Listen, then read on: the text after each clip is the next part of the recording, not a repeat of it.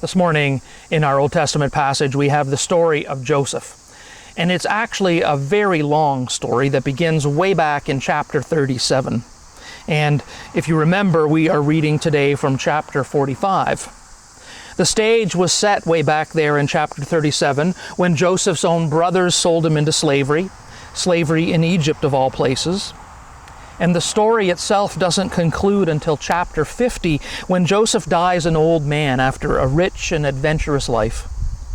And there's so much that happens in between chapter 37 and chapter 50, and yet the lectionary gives us only 2 snapshots from this longer narrative, this longer story. Last week I didn't preach on the story, but this morning I decided to do that. Today's text, it offers an amazing and moving resolution to the brothers' awful crime of selling Joseph into slavery. Last week's reading, which we didn't hear, it ended in despair and sadness with all seeming lost as Joseph trudged away to be a slave in Egypt. And today's reading, it ends with joy. But as the scene opens, when the brothers have returned from fetching their younger brother at Joseph's command, they must be exhausted. Having come to Egypt, then having to go home to get their brother Benjamin, and then coming back to Egypt again, they would have stood there before Joseph, tired, exhausted physically. And all of these men had changed since they parted, since they had sold Joseph into slavery. Joseph, at the beginning of the story, is a spoiled brat, and yet he becomes a mature man who is generous and compassionate. The vigorous and aggressive and perhaps evil brothers of chapter 37, they are seen here in chapter 45 as bent with age and the effects of their struggles. And we have to wonder, did the brothers ever think of Joseph over the intervening years? Think about what they had done and perhaps been weighed down by their own guilt and regret and shame.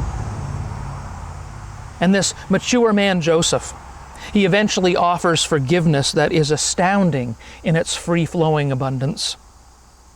Even Joseph is overwhelmed in the moment, and he weeps so loudly that the Egyptians outside the room, all the way to Pharaoh's house, they all can hear him weep. And so we have these twin themes of providence, of God providing, and forgiveness. And these themes are heard in Joseph's first words to his brothers, once he has revealed his identity in the simple statement that must have hit him like a ton of bricks. I am your brother Joseph, whom you sold into Egypt. Can you imagine hearing those words, realizing that your fate is in the hands of your brother? Right away, Joseph tells them not to be distressed or worried or even guilt-ridden. And yet you have to wonder what was going through their minds. In effect, Joseph's reassurance indicates his forgiveness, but it also points out why that forgiveness comes so easily to him, because in a brilliant flash of insight, Joseph sees the hand of God at work in his life. So that's what it was all about, he thinks. God had sent him to Egypt so that years later he would be able to fulfill God's plan for God's chosen people, whose very survival would be threatened by famine. After all, God had made promises about his people being more numerous than the stars. Joseph explains to his brothers why things had to happen the way they did, or at least how or why they turned out so well in the end. And then he gets right to the celebration. Go back now, hurry, get father. Come back here with your families, with all your possessions, with all that you own, and make Egypt your new home, so that I can take care of you in the hard days to come. Joseph's compassion and his joy and his generosity, they seem to know no bounds. As much as we appreciate Joseph's deep and positive faith, and as much as we see the purpose of this long Joseph story as explaining how the Israelites went to Egypt, we might want to linger a bit on this theological reflection on God's will. Barbara Brown Taylor writes that Joseph listened to his life to understand what God was doing. Walter Brueggemann says that Joseph not only listened, but was willing to see and to host the hidden, inscrutable, unresolved purpose of God for his life that is beyond his control, and trust a purpose for his life that is larger than his own horizon. Brueggemann writes of the hiddenness of God at work in our lives, the something that is hidden, the inscrutable, playful, and unresolved that requires us to trust in God's purposes, even when we can't see or understand them. Life, we hope, is not random, that it is not without meaning or purpose, but it's often a challenge to see what is really happening around us or to understand why it's happening. Sometimes it takes us years to understand, to look back, to think. In the big picture, though, it would be easy to say that God, like some divine puppeteer, made the brothers do something evil in order to accomplish something good later on. But that claim would diminish our human freedom and responsibility. Joseph, after all, reminds his brothers in his first statement, in case they've forgotten, that they sold him into slavery. Or postmoderns might say that Joseph was just reading into the events and putting his own spin on them. Brueggemann, though, speaks not only of that hiddenness, but also of God's ability to see before and provide or act in ways that are mysterious, wondrous, and good. We might say that Joseph has undergone a conversion, and indeed Brueggemann attributes this to Joseph's new and hard-won understanding that God has been at work well beyond him. Joseph's theological reflection is about God at work in his own life, but in a way much greater than we often use to measure God's providence. Brueggemann imagines that Joseph says, "I became aware that my life was more than the sum of my little fears, my little hates, and my little loves. My life is larger than I imagined, and I decided to embrace the largeness that is God's gift for my life." Those are words to live by in any story, in any century. Let's hear it again. I became aware that my life was more than the sum of my little fears, my little hates, and my little loves. My life is larger than I imagined, and I decided to embrace the largeness that is God's gift for my life.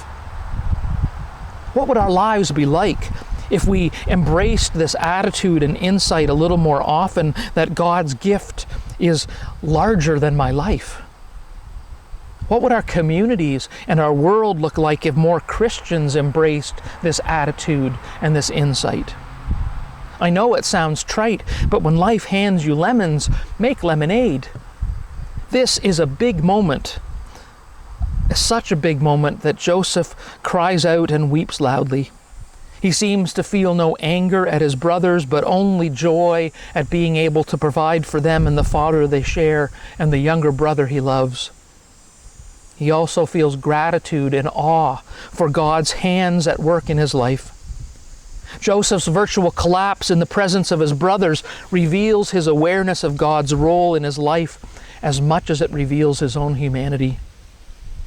It seems that this dreamer has learned to interpret more than people's dreams. He has learned to interpret his own. Or perhaps he's learned to recognize a dream of his waking hours, to be reunited with his family, and then use his palace power for good. What are some of the situations in our own lives or situations happening in the world around us where we might make lemonade with the lemons that we have been handed? Where we can imagine God at work and a life larger than we can possibly imagine? I think about the tragic death of George Floyd and how, despite the tragedy of his death, it has led to a reinvigorated Black Lives Matter movement and a broader look at racism, not just in the United States, but here in Canada and around the world. I think of the COVID-19 pandemic and how it has made us appreciate friends and family and to see just how important they are to our lives, to our very well-being.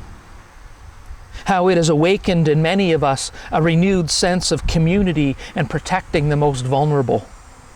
how it has forced people to spend huge amounts of time with their immediate family and spurred a deeper discussion of what is really important in their lives. In my own life and Debbie's, when Debbie's mom died of ovarian cancer at age 58, we were shattered as a family and as individuals. But her rather sudden death at an early age forced Debbie and I to re-examine our lives, and ultimately led me into ministry and to Malawi and here to Burns Mosa. Joseph saw a pattern in what was happening in the palace, and he could see God's fingerprints all over the place. God isn't a puppeteer simply making things happen. God is more like an artist who believes that nothing is too bent to be used, not even tragedies, not even bad decisions, not even plain human meanness. Joseph, God says, is a living work of art. And the greatest beauty of this living work of art lies in his exuberant forgiveness of brothers who resented him and showed him no mercy when the shoe was on the other foot. When they had power, they ignored his pleas for mercy. But now that Joseph has the power, he freely chooses reconciliation. When Joseph looks at his life, he doesn't see himself as a victim. He doesn't see a series of senseless tragedies. He sees a lighted path. Brueggemann describes this kind of freedom and joy and creativity which is unleashed by them by saying, when we live according to our fears and our hates, our lives become small and defensive, lacking the deep and joyous generosity of God. However, life with God, Brueggemann writes, is much, much larger, shattering our little categories of control, permitting us to say that God's purposes led us well beyond ourselves, to give and to forgive, to create life we would not have imagined. I love the expansive way Brueggemann writes about our lives and of the generosity of God. The fear and even terror being nurtured in us these days, it makes us want to shrink and withdraw rather than breathe deeply of God's grace and mercies. Perhaps that is what trust requires of us, no matter how things appear at the moment. And who knows, that unleashed creativity may be exactly what's needed in these times, God's timely gift to deal with the crises at hand. When life hands us the proverbial lemon, it's up to us to see the potential. It's up to us to begin work juicing that lemon, and it's up to us to trust that God will provide a little sugar to sweeten it to lemonade. Amen. Our hymn 632, Help Us Accept Each Other.